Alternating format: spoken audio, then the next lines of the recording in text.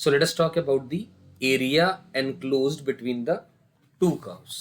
बिल्कुल सिंपल तरीके से इसके बारे में बात करते हैं। ये रहा आपके सामने, जैसे area enclose between the two curves. मान लो ये एक कर्व नंबर 1 दिया हुआ है y इक्वल्स टू fx, और ये कर्व दूसरा दिया हुआ y equal to gx। I am interested in जो इन दोनों के बीच में एरिया है, ये वाला सारा। तो या तो ये फिगर नंबर 1 है, जैसे आप लोग देख पा रहे हैं, और ये फिगर नंबर 2 है, ये फिगर नंबर 2 है। दोनों ही केस का आंसर ये होगा। पहले फिगर नंबर 1 के बारे में बात करते हैं, और हम इसे वर्टिकल स्ट्रिप के थ्रू बात करते हैं, यानी y dx। x वेरी कराना है। x कहां से कहां तक वेरी करेगा? x1 से लेकर के x2 हमने लिख दिया, x1 से लेकर के x2, ठीक। और हम क्या बात करेंगे? ऊपर का कर्व यानी fx में से gx घटा दो, यानी आप ध्यान से देखें, fx dx x1 से x2 ये मतलब हो जाएगा, gx dx ये मतलब हो जाएगा, यानी ये आप नीचे वाला काट दें तो ऊपर वाला जो कर्व का जो एरिया इन दोनों कर्व्स के बीच में आ रहा है, केवल और केवल वही आपके पास आएगा। मतलब रिक्वायर्ड आंसर भी वही है, यानी the one which has been highlighted by me. And इसमें हमने क्या यूज करा है? वर्टिकल स्ट्रिप यूज करा है, यानी x को वेरी कराया है, तो x की वैल्यू x1 से लेकर के x2 के बीच में रहेगी। करेक्ट। अब आइए फिगर नंबर 2 पर, उसका भी आंसर सेम ही होगा। फिगर नंबर 1 या फिगर नंबर 2, दोनों का ही आंसर सेम है, दोनों में कोई भी बदलाव चेंज नहीं है, ठीक। फिगर नंबर 2 में आप में से बहुत सारे बच्चे सोच रहे होंगे कि सर इसके अंदर में तो ग्राफ का कुछ पोर्शन एक्स एक्सिस के बिलो भी लाई कर रहा है, उस रीजन का जो हमें रीजन शेडेड है।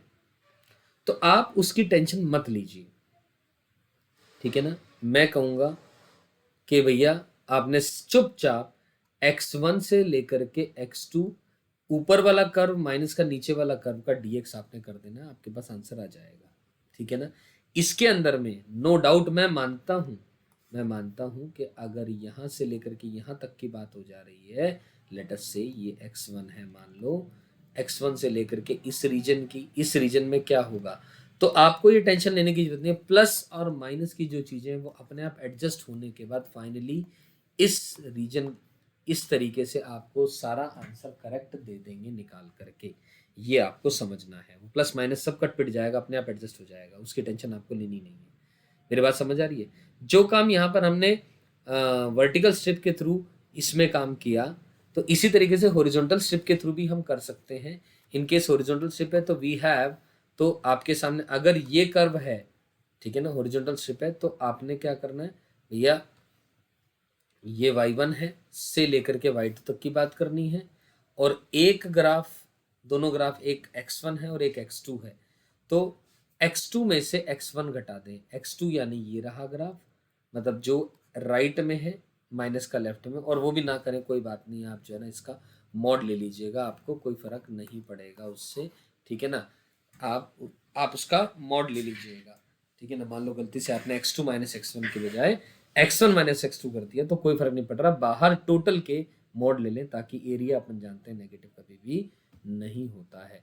फिर दोबारा आपका सवाल होगा सर इसके अंदर में भी तो प्लस माइनस आएगा, कुछ ना कुछ अलग अलग, तो क्योंकि ग्राफ बहुत सारा y एक्सिस से नीचे भी लाई कर रहा है, y एक्सिस के लेफ्ट में राइट में ऐसे भी लाई कर रहा है, तो आप उसकी टेंशन मत लीजिएगा, अपने आप प्लस माइनस की सारी चीजें एडजस्ट अपने आप हो जाएंगी इसके अंदर में। Getting my point? I am sure यहाँ तक बात समझ में आई है ये, ठीक है। अगर यहाँ तक बात समझ में आती है तो ठीक है, area enclose between the two curves वाली बात ये पूरी की पूरी क्लियर हो जाती है, ठीक है। और ये ध्यान से देखें, अगर हम बात करें, वेट अ सेकेंड, तो यहाँ पर हमने देखिए हॉरिजॉन्टल स्ट्रिप के केस में ऐसे बात कर ली, और y1 से y2 x2 ये वाली चीज़ आ गई, ठीक है ना। ये भी वही चीज़ लिखी गई है, ठीक है। अब आगे अगर हम बात करें इस चीज़ को और समझने के लिए एग्जाम्पल्स लें, तो can we take the examples? Yes we can, ठीक है। अब एग्जाम्पल ले लेते हैं, सिंपल सा एग्जाम्पल क्या है, area enclose between the two curves को समझने के लिए। Just give me a second, I will give you an example to understand it, ठीक है ना। लेकिन उस चीज को समझाने से पहले मैं एक चीज जरूर आप लोगों से कहना चाहूंगा कि जैसे ध्यान दीजिएगा इस बात पे कि हमने ठीक है area bounded by the complete X axis, फिर complete Y axis with the ordinates at A and B या abscissas at A and B, वो सब बातें भी हमने कर ली है, ठीक है। और ये भी बात हम ऑलरेडी कर चुके हैं कि भैया अगर एरिया एक नीचे आ रहा है एक चीज को ग्राफ तो उसका मॉड ले लें अलग से। यानी मान लो ये आ रहा था ग्राफ और ये ऐसे कुछ बात हो रही है, ये हम ऑलरेडी बात कर चुके हैं एरिया निकालने के लिए। मान लो ए से लेकर के बी की बात हो रही है और ये सी पॉइंट है, तो हम क्या करेंगे, ए से लेकर के C F x D x, ठीक है ना, और माइनस का आप सी से बी या प्लस का मॉडुलस ऑफ सी से b F x D x लिख देंगे, या फिर इसको हम ए से लेकर के C F x D X minus का सी से लेकर के B F x D X, क्योंकि मोड के अंदर में तो ये क्वांटिटी नेगेटिव आएगी तो नेगेटिव से मल्टीप्लाई करेंगे तो वो पॉजिटिव हो जाएगी। मेरी बात समझ में आ रही है दोस्तों, ठीक है। अब एक और बात मैं आप सबसे शेयर करना चाहूँगा दोस्तों, ध्यान से देखें इस चीज़ को। मान लो ये एक्स और वाई एक्सिस हमने बनाया और एक कर्व ऐसा है और एक कर्व ऐसा है। लेट अस से ये कर्व एफ एक्स है और ये कर्व लेट अस से जी एक्स है। एक कर्व एफ एक्स है और एक कर्व जी एक्स है and we are interested in let us से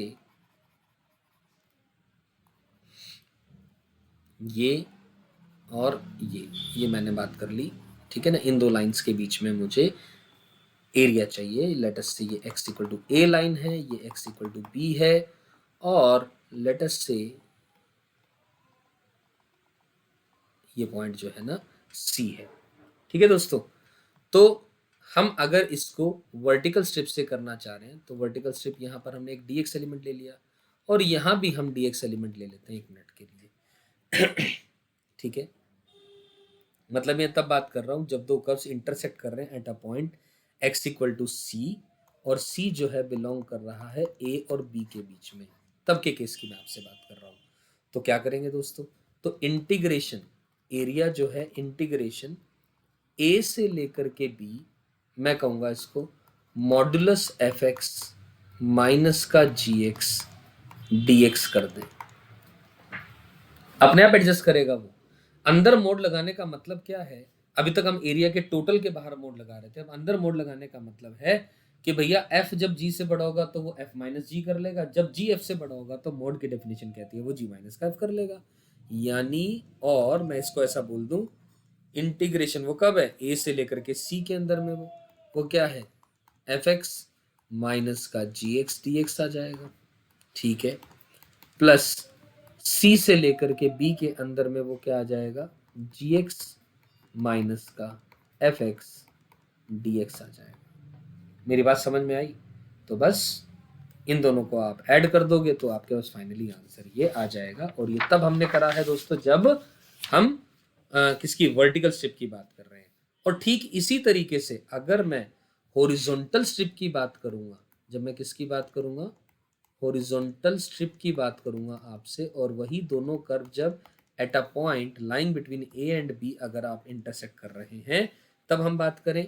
यानी लेटस से मैंने एक्स एक्सिस और वाई एक्सिस बनाया आपके लिए, ये रहा और ये रहा, और मान लो ये एक कर्व है और ये एक कर्व है, correct, and I am interested in the area of the graph between the two lines. Let us say this is y equal to a, and let us say this is y is equals to b, and let us say this is the point of intersection of these two curves y equal to c, correct है। और मैं आप सबके लिए बोलूंगा कि late us say ये जो एक कर्व है इसका नाम है f ऑफ y, और ये जो कर्व है इसका नाम है g ऑफ y। जब हमने कहा हम हॉरिजॉन्टल स्ट्रिप की बात करेंगे यानी ऐसा कुछ की बात करेंगे, या मैं ऐसा कुछ बोल दूं यहाँ पर ऐसा कुछ की बात करेंगे, यानी x dy की बात करेंगे। अब x dy की बात करेंगे तो यानी f1y और g1y की बात करेंगे, function in y function in y की बात करेंगे, दो अलग अलग।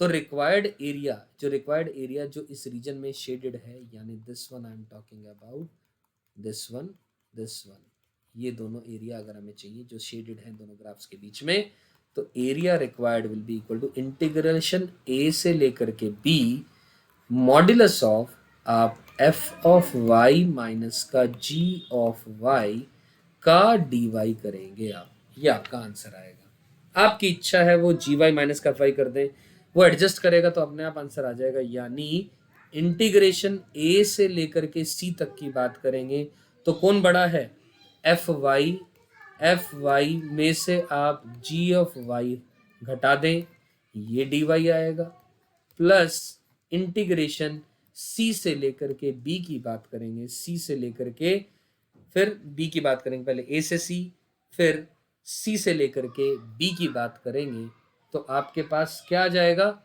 जी ऑफ वाई माइनस का F of Y D Y आ जाएगा आपके पास।